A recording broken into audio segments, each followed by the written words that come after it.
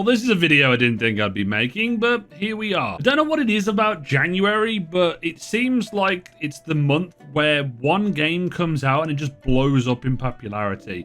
The last one I can remember was Valheim, and this time round, it's Palworld. So after a few hours of playtime, I wanted to just give some thoughts on the game because I'm actually generally surprised by this game. This isn't going to be like a full-blown review.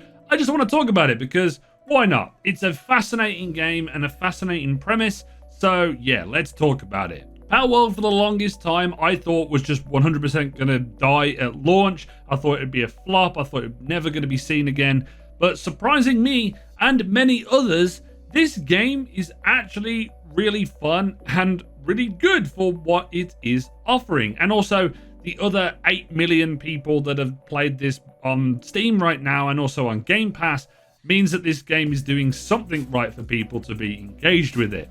It's easy to look at this game and say Pokemon with guns, but as I put more hours into the game, it keeps throwing surprises at me with the progression systems and some of the things that you can do in the game. I was actually like, this is just really well paced and I'm having a lot of fun, and I've not even explored too far outside of a lot of the base building. Add to the fact as well, this game can be hilarious at times with some of the things that you discover, i.e. finding out one of the pals in the game, Tamri, can have a gun, and I got this clip on stream. A Tansy assault rifle.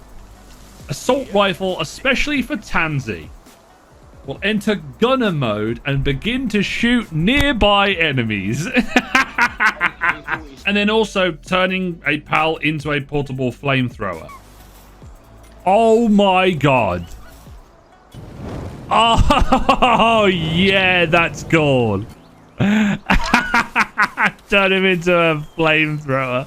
The game definitely takes a lot of influences from many other games. Some of the sounds and the fast travel systems, they are very much open world games. They're very Zelda-esque as well. And then some of the UI elements are very much like Ark and a few other crafting games that I've played previously. And then obviously you have the pals, which are going to be compared to Pokemon because some of them look very much like Pokemon. But the thing that I want to talk about with this game, going off the riff, is this isn't just a simple Pokemon clone.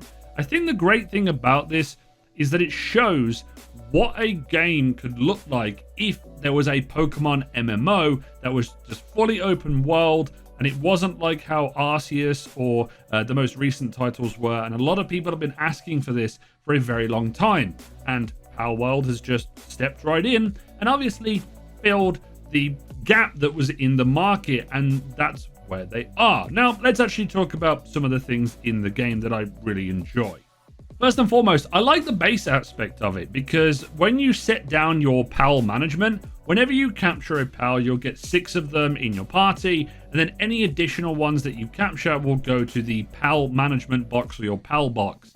And you can set a certain amount of them on your base, and each of the pals have their own specific things like gathering or mining, handiwork, or kindling. Usually those are for the fire types.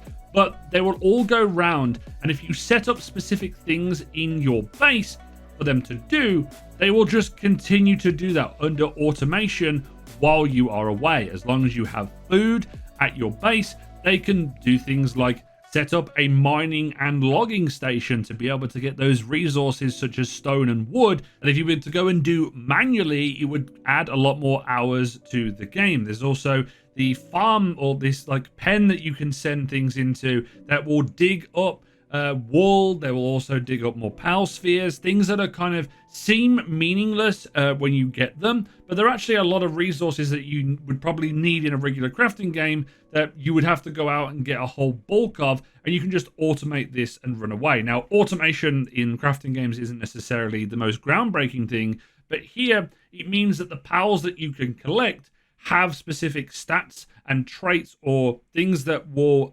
influence what they do when they are working in your base. And it's really cool to see that it's not just, oh, you're just capturing pals for the sake of it.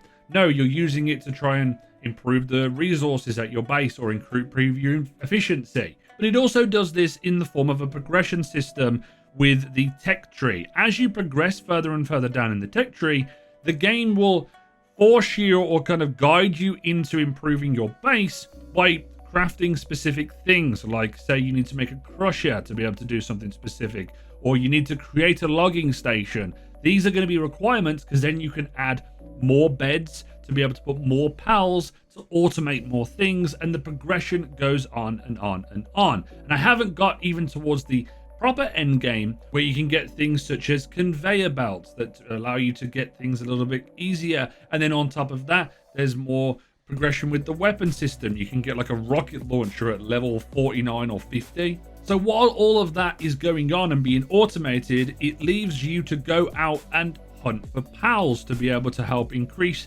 your level, and also your pals level that you have in your party, but also then get specific ones that you can put into your farm. And there's also another system that I saw that I haven't tested out just yet, where if you get like multiple of the same pal, you can combine them to make an even higher level one that would be a little bit more efficient and maybe have some of the better traits and stuff, which would be good for when you're automating systems within your base. And at this point, I'd been playing for a few hours and I'd thought to myself, okay, this is a pretty simple system, going out collecting pals, upgrading, typical crafting style stuff.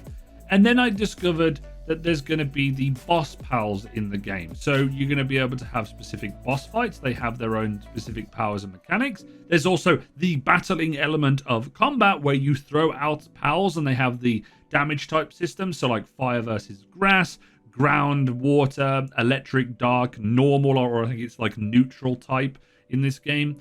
And then they have those which you can then keep those pals and have them for your team, and then you can go and fight better pals as you go forward. And there's different areas and they scale up as you go. So I ran into an area where it had like level 27s and level 30. So when I'm like a level 10 or 11, you don't really want to be around in that area. But not only are there these boss pal battles that you'll have, you can go into dungeons and find specific pals within those dungeons, and also run across human enemies such as syndicate thugs, and there's also a cult which really doesn't like you taking over pals. And then you'll have like a little mini boss fight at the end of the dungeon, and then there's also bosses within dungeons as well that are like the boss pals.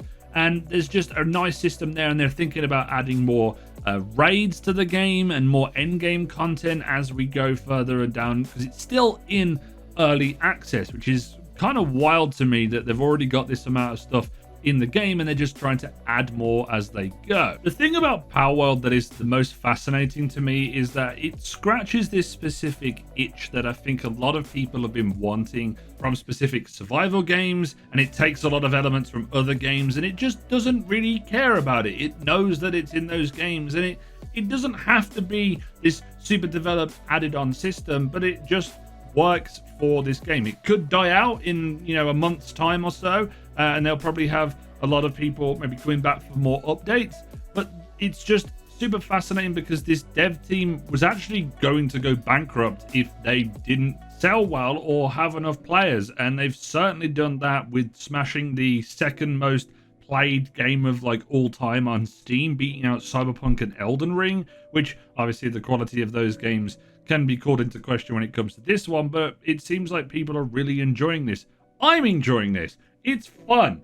Go and play this game. If you've got Game Pass, you can play this on the PC and on the Xbox. They're going to be adding a whole bunch of new features and stuff in future. If you just want something casual and fun to play with some friends that isn't too survival heavy and is kind of fun, and you're also maybe a Pokemon fan or you're a Monsters fan and you want to go and check this out as well, because I wasn't planning on jumping in. I was like, okay, I saw the popularity, I gave into the hype a little bit and jumped in and was pleasantly surprised. I think it's one of the most unexpected surprises that I was waiting for, and one of my friends has been talking about this game for like the last 2 years, ever since the trailer was revealed, and that could have been a poor early access launch, and surprisingly the game actually runs pretty smoothly as well. I've not had any frame rate issues, I've not had any like lag with any of the server specific stuff, and I've been playing with co-op, and that's just super surprising to me, because a lot of days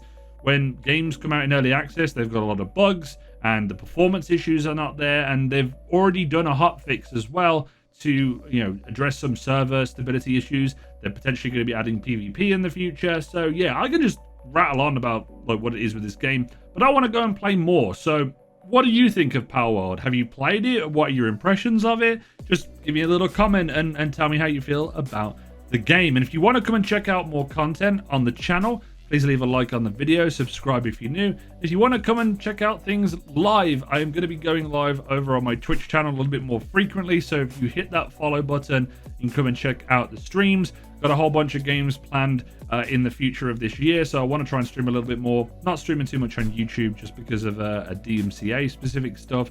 But yeah, that's unrelated to Palworld. If you made it this far in the video, thank you very much for watching. This has been Jimbo, and I'll see you guys next time.